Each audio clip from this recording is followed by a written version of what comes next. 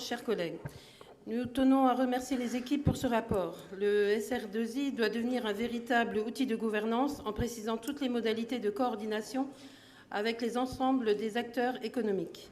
Nous apportons les remarques suivantes sur les rapports présentés. Il y a urgence à investir dans les atouts économiques et industriels dans les 3 régions, sans négliger la mise en place de circuits courts, d'une économie circulaire en s'appuyant sur les innovations technologiques, la recherche.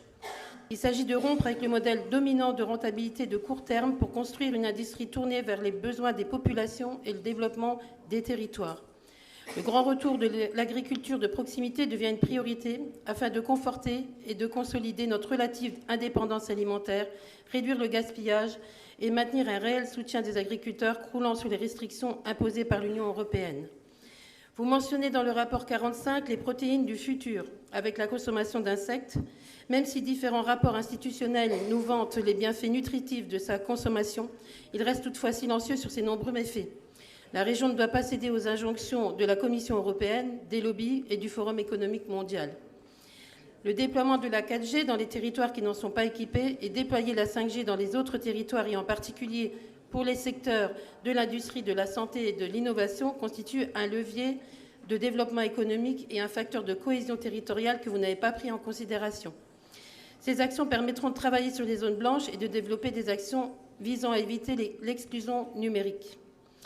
Quant à la proposition de mettre en place une stratégie globale de développement industriel et productif, nous tenons à souligner qu'il serait nécessaire de travailler aussi à l'attractivité de certaines filières.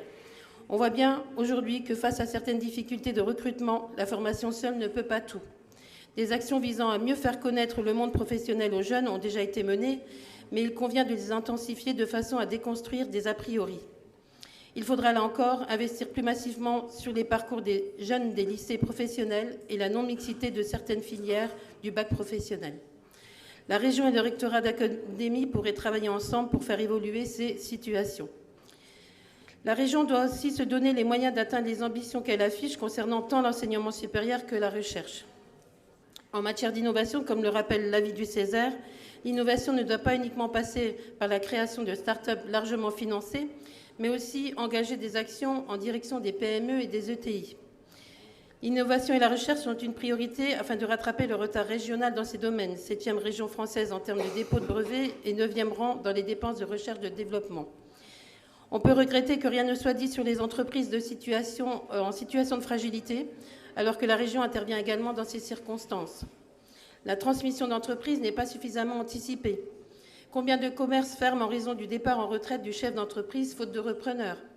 Il est possible d'augmenter significativement le nombre de transmissions et de reprises d'entreprises en région Grand Est et en mobilisant notamment les acteurs de l'accompagnement, comme la Chambre des métiers ou la CCI, pour identifier les potentielles cessions d'entreprises, en particulier les fonds de commerce et les entreprises des territoires ruraux. Ce schéma doit aussi donner pour objectif de réduire les inégalités territoriales et faire que le développement économique profite à l'ensemble de la région et notamment aux territoires les plus déshérités. Je vous remercie.